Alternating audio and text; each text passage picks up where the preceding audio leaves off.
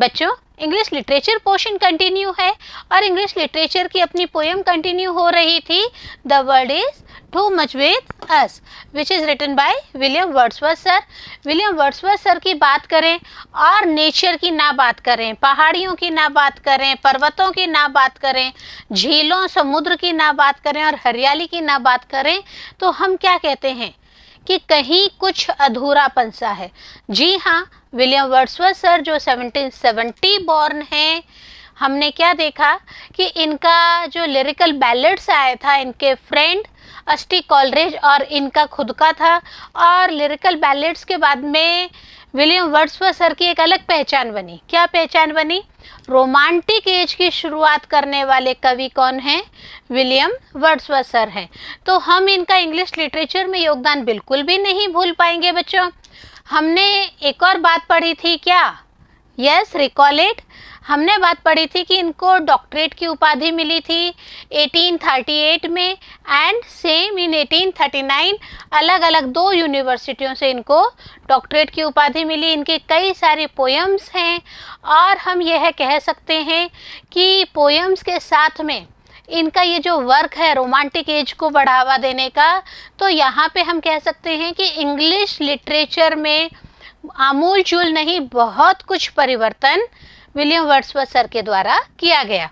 इनकी डेथ हो गई थी 1850 में। ओके, तो ये हम विलियम वर्ड्सवर्थ सर के बारे में पढ़ रहे थे। पोएम में याद कीजिए हमने बात की थी कि 14 लाइन्स का पेट्रार्कन सोनेट है। Sonnet means 14 lines. हमने आपको पहले भी बताया हुआ है कि सोनेट्स 2 तरीके के होते हैं, Shakespeare sonnet and Petrarchan sonnet. Petrarchan sonnet की विशेषता क्या है? इसमें ऑक्टेव, पहले 8 लाइनें होती हैं जिनको हम ऑक्टेव कहते हैं। ओके, और इसके बाद में आता है सस्टेट पार्ट, और सस्टेट पार्ट में 6 लाइन्स का जो कॉम्बिनेशन होता है वह है ऑक्टेव लाइन। अगर हम इस पोएम से रिलेट करके बात करते हैं तो हम क्या देखते हैं? ऑक्टेव में A B B A, C D and C D. Clear हो गया होगा आपको राइमिंग पैटर्न। हमने बहुत सारे लिटरेरी डिवाइसेस भी पढ़े थे। हम क्या देखते हैं इस पोएम में? The world is too much with अस। क्या संसार में ये जो लाइन इन्होंने पोएम के लिए चूज की है सही की है क्या? कहीं ना कहीं यहाँ पे परिहास नहीं झलकता है क्या? क्यों? क्योंकि पोएट जो हैं वो 1802 में जब ये पोएम लिख रहे थे, ये पोएम इन्होंने 1802 में लिखा एंड पब्लिशिंग हुआ इसका 1807 में। तो 1802 में जब इंडस्ट्रियल रिवॉल्यूशन चल रहा था तो हमने क्या देखा कि जो मैन है, पीपल है, ह्यूमन बीइंग है, वो मटेरियलिस्टिक हो गया है, वह भौतिकवाद की तरफ ज़्यादा झुक गया है, उसने नेचर को एकदम इग्नोर कर दिया है, वो सोसाइटी से दूरियां बना पा रहा है, वो ऊंच नीच जो हम कहते हैं ना सोशल लाइफ में upper class and lower class का जो मेंटलिटी है वह मेंटलिटी आ गई थी। तो यहाँ पे आप ये देखिए विलियम वर्ड्सवर्थ सर के जो दिमाग की उथल पुथल है उन्होंने उस चीज़ को प्रेरित किया। वो चाहते थे कि जो पीपल हैं वो नेचर के करीब ज़्यादा आए और इसीलिए इसी चीज़ से व्यथित होकर इन्होंने ये पोएम लिखी थी। हमने डिस्कशन में यह भी लिया था बच्चों कि अगर यही पोएम आज के परिवेश में विलियम वर्ड्सवर्थ सर लिखते तो इनको क्या फीलिंग होती। Because today at this present era we have not a single minute for other person। हम क्या देखते हैं? ट्रेन में बैठे हैं, बस में बैठे हैं या पब्लिक प्लेस में भी अगर आप कहीं पे भी बैठे हैं, आप घर के अंदर भी कहीं पे भी बैठे हैं तो आपने अपना मोबाइल यूज़ कर रखा है और 4 जने बैठे हैं, चारों अलग अलग मोबाइल या लैपटॉप लेके बैठे हैं। तो ये जो इनकी मेंटलिटी है कि हम एक दूसरे से अलग होते जा रहे हैं, प्रकृति से तो अलग होना ही है। तो हम बात करते हैं विलियम वर्ड्सवर्थ सर अगर इस परिवेश में लिखते तो हद से ज़्यादा व्यथित हो जाते। याद आ गया होगा आपको इसका सीक्वेंस। पैगन बनना चाहते थे कि भले मुझे पैगन बना दें, पैगन मीन्स भी मैंने आपको बताया था। यहाँ हम एक स्ट्रेंजर लेंगे, उसमें भी हम आपको इस चीज़ का डिस्कशन करके उसके क्वेश्चन आंसर पैटर्न में आंसर देंगे। Okay, so let's start our third part, question answers.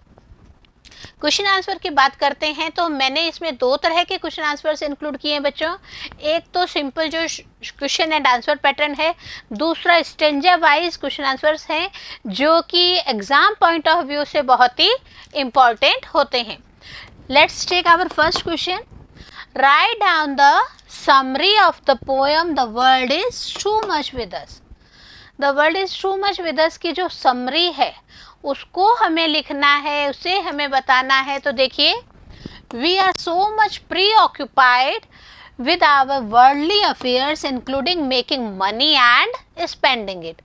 हकीकत में यही चीज़ हो रही है। इंसान जो है वो सिर्फ और सिर्फ मनी के पीछे भाग रहा है, पैसा कमाना चाहता है और पैसा कमा के अपना एक जो स्टेटस मेंटेन करना चाहता है उसकी तरफ उसको खर्च करते हैं।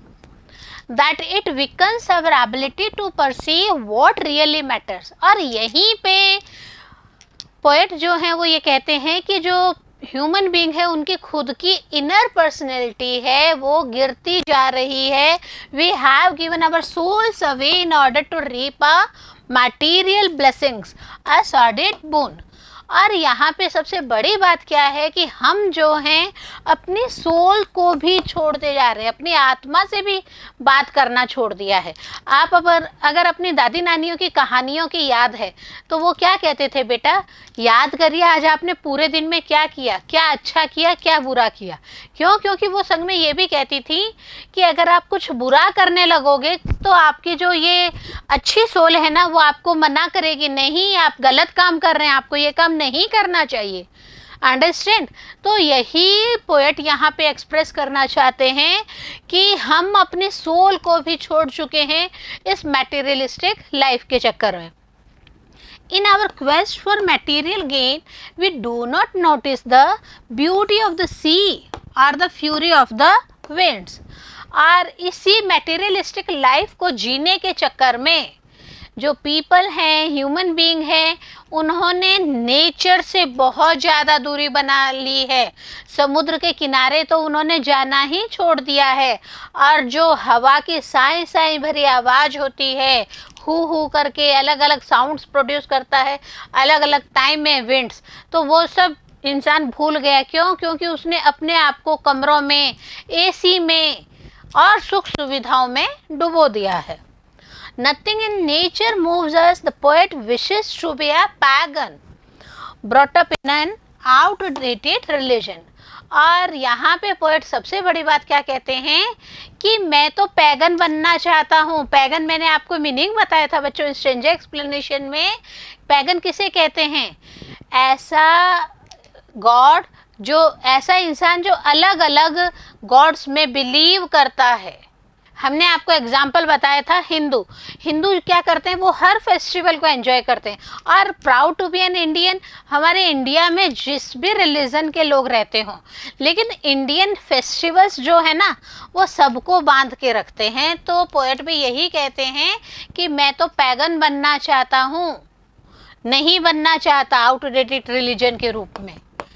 सेकंड क्वेश्चन को अगर हम रेफर करते हैं तो हम क्या देखते हैं यहाँ पे, why does the poet prefer to be a primitive pagan rather than a member of civilised society. Poet पुराने जमाने का पैगन क्यों बनना चाहता है? क्यों नए ज़माने की, नई सोसाइटी का सिविलाइज्ड पर्सन क्यों नहीं बनना चाहता है?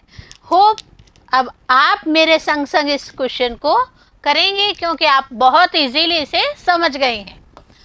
It was the age of the first industrial movement. पहला इंडस्ट्रियल मूवमेंट चल रहा था, औद्योगिक क्रांति चल रही थी। और औद्योगिक क्रांति में क्या होता है, हर व्यक्ति क्या चाहता है कि मैं भी काम करूं और ज़्यादा से ज़्यादा अपने स्टैंडर्ड को हाई करूं। Man were becoming more and more busy with the new developments. और नए नए विकास के दौर में जो इंसान है उसने क्या किया, उसने अपने आप को बिजी रखना शुरू कर दिया। They were getting away from the contact of nature. और इसी बिजी लाइफ के चक्कर में इंसान जो है वो नेचर से बहुत दूर हो गया है। Wordsworth is deeply disturbed at the rising materialism among the people. और यही एक सबसे बड़ी प्रॉब्लम है जो विलियम वर्ड्सवर्थ है वो लोगों के लिए दुखी होते थे। वो क्या कहते थे कि आप लोग प्रकृति से इतना दूर हो जाएंगे, मटेरियलिस्टिक लाइफ को इतना जीना शुरू कर देंगे तो आप अपने आप से दूर हो जाएंगे, आप में अपने आप को खोजना बहुत ही मुश्किल हो जाएगा। Now they are busy in getting and spending. और अब जो पीपल हैं उन्होंने क्या अपना लिया था, हम 1802 की बात कर रहे हैं, ध्यान रखिएगा। ये पोएम कब लिखी गई थी, इन द ईयर 1802, और पब्लिशिंग हुआ था इसका 1807 में। तो यहाँ पे जो उथल पुथल पोएट के मन में है वो क्या है, इंसान सिर्फ लेना, इट मीन्स मनी के लिए काम कर रहा है और उसे स्पेंड करने के लिए अपना पूरा टाइम लगा रहा है। He mourns that humanity has wonderful powers. और सबसे बड़ी बात है, पोएट को पता है कि ह्यूमनिटी है उसमें बहुत सारी पावर्स होती हैं, बट ये जो कंडीशन है मटेरियलिस्टिक लाइफ की वजह से, इंडस्ट्रियल रिवॉल्यूशन की वजह से इंसान जो है वो उस चीज़ से दूर होता जा रहा है। पोएट इस चीज़ से बहुत दुखी हैं। But we are letting such powers to go waste. देखिए पावर्स हैं परंतु उनका वेस्टेज हो रहा है, क्रिएटिविटी नहीं आ रही है लोगों में। Mankind has given her heart away to this destructive blessing. और जो इंसान है उसने ये destructive blessing, industrial revolution, it's okay, it is a good thing, but people जो है वो अपने आप से, अपने सोल से भी दूर हो रहे हैं। आपस में इंट्रैक्शन बिल्कुल बंद हो गया है, नेचर से इंट्रैक्शन बिल्कुल बंद हो गया है। तो ये जो चीज़ है ये उनको पिंच करती है। और ये जो डिस्ट्रक्टिव ब्लेसिंग है ये पोएट को हद से ज़्यादा हर्ट करती हैं। Thus Wordsworth decides to become a pagan। और इसीलिए वर्ड्सवर्थ ने क्या कहा, I want to become a pagan। These pagans were the people living in the primitive age। बहुत सालों पहले जो लोग थे उनके बारे में पैगन को रिलेट करके बताया गया है। They believed in many God and goddesses. और प्रिमिटिव एज मतलब पुरातन जो एज है उसमें जो इंसान है वो बहुत सारे गॉड और गॉडेसेस में बिलीव करते थे। बारिश के देवता अलग हैं, तूफान के देवता अलग हैं, हवा के देवता अलग हैं, अग्नि के देवता अलग हैं, अलग अलग तरह के अलग अलग देवताएं हम लोग पूजते थे। हमारे जो पुरातन लोग थे वो इस चीज़ को पूजते थे। They lived in the close contact of nature and worshiped nature's power in the form of God। और जो पहले इंसान थे वो क्या करते थे, वो नेचर को प्रेज करते थे। क्यों? क्योंकि उनको क्या लगता था, नेचर है वहाँ पे भगवान जरूर है, तो वो भगवान के रूप में इन सब चीज़ों को पूजते थे। तो यही चीज़ पोएट अपने अंदर रखना चाहता है। जो स्पीकर है, यहाँ पे स्पीकर के बारे में बात की गई, स्पीकर को कहीं को रिलेट करके नहीं बताया गया है कि हु इज़ दैट पर्सन और that fellow. The poet finds that to be close to nature he should be one of them. और सिर्फ जो पोएट है वो प्रकृति के नज़दीक आना चाहते हैं, इसीलिए वो क्या कहते हैं कि मुझे पैगन बना दिया जाए। He wishes to enjoy standing on the grasslands and the glimpses of the countryside। और हम क्या देखते हैं, जो स्पीकर है वो क्या कहते हैं कि मैं तो ग्रासलैंड, समुद्र के किनारे बहुत ज़्यादा हरियाली है, नदियों के किनारे बहुत ज़्यादा हरियाली है, तो स्पीकर कहते हैं कि मैं तो ग्रासलैंड में जाके खड़ा होना चाहता हूँ और कंट्री साइड का जो नज़रिया है उसे देखना पसंद करता हूँ। Thus he will feel a little less lonely। और इसीलिए ये सब चीज़ों से लोग दूर जा रहे थे। इसी चीज़ से जो पोएट है वो अपने आप को forlorn, lonely फील करता है। He wishes to go back in the times of pagan where he would have the chances to see Proteus rising from the sea and Triton blowing his horn। और poet क्या कहते हैं, speaker यहाँ पे express कर रहे हैं. Already we had mention this one in stanza explanation student, कि पोएट पैगन बनना चाहते हैं. पोएट समुद्र के जो देवता हैं वो बनना चाहते हैं, जो आधा शरीर इंसान का और आधा शरीर मछली का लेकर पैदा होते हैं और भविष्यवाणियाँ करते रहते हैं. तो पोएट कहते हैं I want to become all these person but not a civilised person. Wordsworth wishes to be in absolute harmony with the nature. और वर्ड्सवर्थ ने यहाँ पे बार बार एक ही चीज़ को पॉइंट आउट किया है कि जो नेचर है, मैं उसके जितना नज़दीक रह सकता हूँ मैं उतना नज़दीक रहना पसंद करूँगा. मैंने आपको कहा था कि हमने 2 तरह के क्वेश्चंस को यहाँ पे इन्वॉल्व किया है. तो जो हमारा नेक्स्ट क्वेश्चन है वो क्या है, पहले आपको पोएम्स की कुछ लाइनें दे दी जाएंगी, स्टेंजा की कुछ लाइनें दे दी जाएंगी, and after that some questions are there, और उन क्वेश्चंस को अपने को यहाँ पे सॉल्व आउट करना है. देखिए यहाँ पे हम फर्स्ट स्टेंजा ले रहे हैं. The sea that bares her bosom to the moon. जो चांद की चांदनी में समुद्र जो है वो गोते लगा रहा है, लहरा रहा है, अपनी लहरों को इधर उधर कर रहा है. The winds that will be howling at all hours. और जो हवा है वो साए साए करना, एक अलग तरह का जो साउंड प्रोड्यूस होता है, उस प्रोड्यूस्ड साउंड से घंटों इधर उधर बहती रहती है. And are up gathered now like sleeping flowers. और ऐसा लग रहा है कि फूल सो रहे हैं क्या, कैसे इंसान बढ़ रहा है, क्या कर रहा है. For this for everything we are out of tune. और बोले इन सब चीज़ों से हम बहुत दूर होते जा रहे हैं. We are taking first question based on this stanza. What are we out of tune with. हम किन से दूर होते जा रहे हैं. We are out of tune with the beautiful sights and sounds of nature. हम प्रकृति के इतने अच्छे नज़रिए को देखने से वंचित हो रहे हैं, और जो अलग अलग साउंड्स प्रोड्यूस होते हैं. आपने अगर पानी के पास में बैठे हो, बहता पानी, तो उसका अलग साउंड प्रोड्यूस होता है. आप शांत जगह पे बैठे हो, या अगर हम कह दें बहुत तेज़ आंधी आ रही है, बहुत तेज़ ठंडी हवाएं चल रही है, तो उस समय जो साउंड प्रोड्यूस होता है वो अलग ही साउंड होता है. चिड़ियों का चहचहाना वो अलग ही साउंड प्रोड्यूस करता है. But poet is really heard from all these things. और इसीलिए वो क्या कहते हैं कि मैं इन सब चीज़ों से आउट ऑफ ट्यून नहीं होना चाहता हूँ, मैं इन सब चीज़ों के साथ ही जीना चाहता हूँ. Second one is which beauties of nature do we fails to appreciate. कौन कौन सी ब्यूटी है नेचर के अंदर जिनको हम अप्रिशिएट नहीं कर पा रहे हैं. We fail to appreciate such scenes. सबसे पहले हम सीन्स की बात करते हैं बच्चों. Of nature as the sea water reflecting the moonlight. जो चांद की चांदनी में जो सी वाटर फ्लो कर रहा है उसको देखने से वंचित होना. and the noisy winds becoming calm and quiet.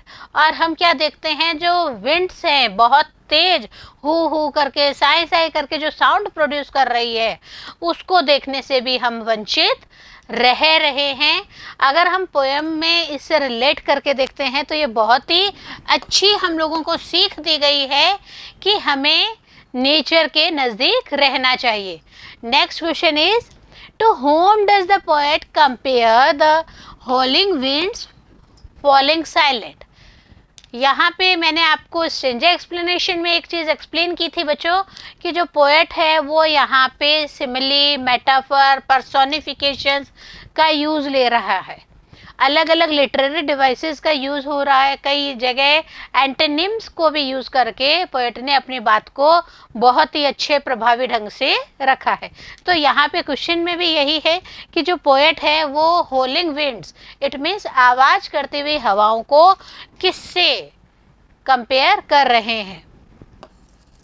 The poet compares the silent winds with flowers that appears to be sleeping quietly, having closed up their petals for the night. यहाँ पे जो पोएट है वो winds को compare कर रहा है flowers के द्वारा। कौन से फ्लावर्स? जो स्लीपिंग मोड पे है, इट मीन्स अपने पेटल्स को, अपनी पत्तियों को जिन्होंने बंद कर लिया है। किस टाइम? रात आने वाली है, और रात के समय आपको पता है कई जो पौधे होते हैं उनके जो फूल होते हैं वो अपने आप को अंदर के अंदर समेट लेते हैं। तो here the poet compares howling winds with the sleeping flowers. Next एक और क्वेश्चन है यहाँ पे, देखिए, What idea about the poet do you form after reading these lines? हमने अलग अलग लाइन्स पढ़ी, अलग अलग पोएम की 14 लाइन्स पढ़ी है। तो as a viewer, as a reader, हम क्या एनालाइज कर पा रहे हैं, हम क्या बात इसमें से निष्कर्ष निकाल के कह पा रहे हैं? देखिए, the poet appears to be a great lover of nature and its beautiful phenomena. हमने पूरी पोएम पढ़ी, हम बार बार एक ही चीज़ कह रहे हैं, nature.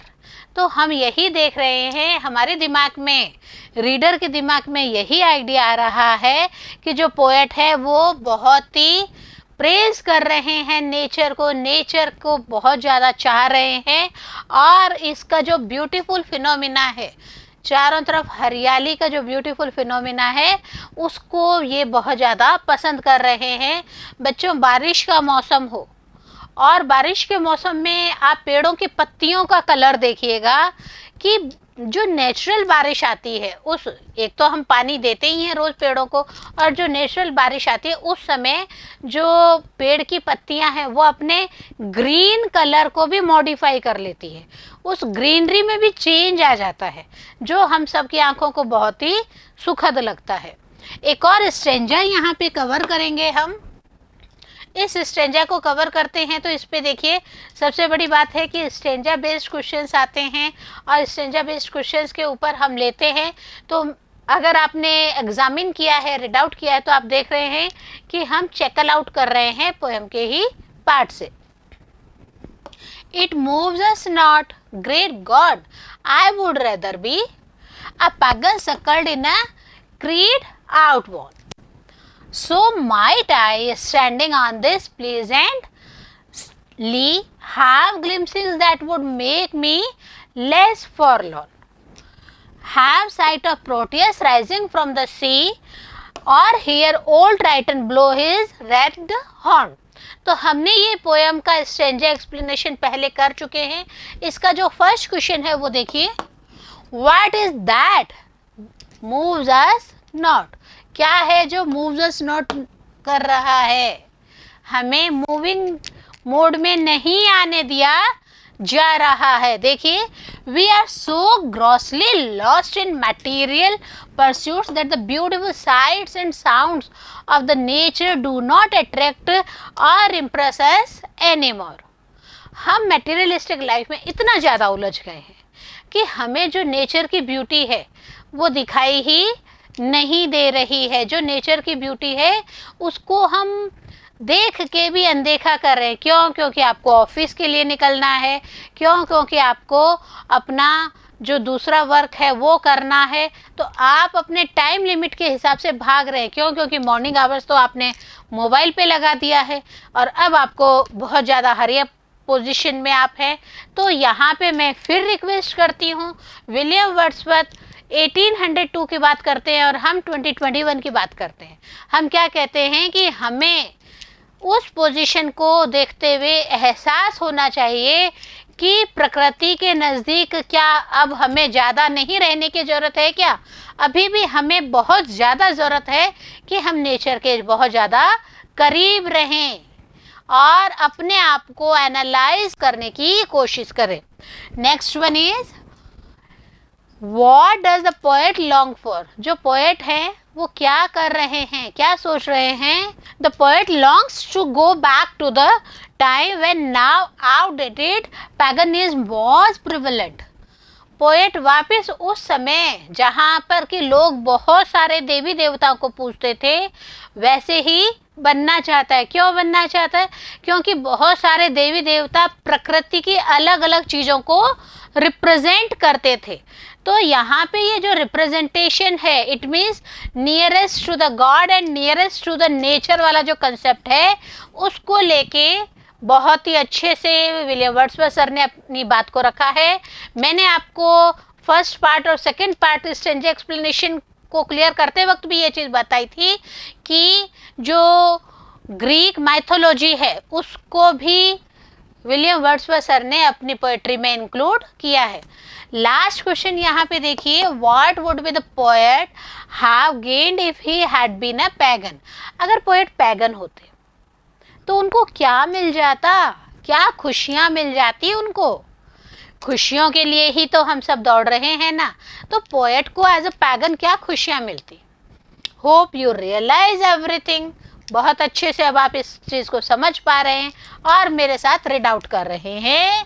If he had been nurtured as a pagan, a worshipper of the objects of nature, he would not have felt so lonely being in the company of nature।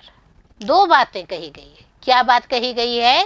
First कहा गया है कि अगर वो पैगन के रूप में होते तो वो भगवान की तरह, गॉड की तरह नेचर को पूजते, नेचर के द्वारा अलग अलग गॉड्स को जो रिप्रेजेंट किया जा रहा है उस तरह से ये भी पैगन के रूप में रहते। और क्या, और अगर ऐसा नहीं होता, he would not have felt so lonely, वो बहुत ज़्यादा लोनली नहीं फील करते। Being in the company of nature, lonely कब नहीं फील करता इंसान? जब वह प्रकृति के बहुत ज़्यादा करीब होता है।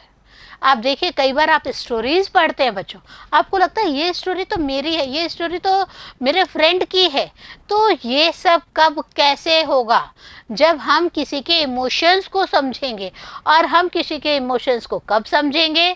जब हम नेचर के करीब होंगे। इट मीन्स हम माइंड से बहुत ही साइलेंटली होंगे। हम हर चीज़ को, हर इमोशन को महसूस करने की पावर अपने अंदर रखेंगे। Hope everything is clear to you। Poet, poem and literary devices with stranger explanation and important cues। बने रहिए बिंदु के साथ, क्योंकि नेक्स्ट जो पोएम है वो बहुत ही इम्पोर्टेंट है, बहुत ही अच्छी है।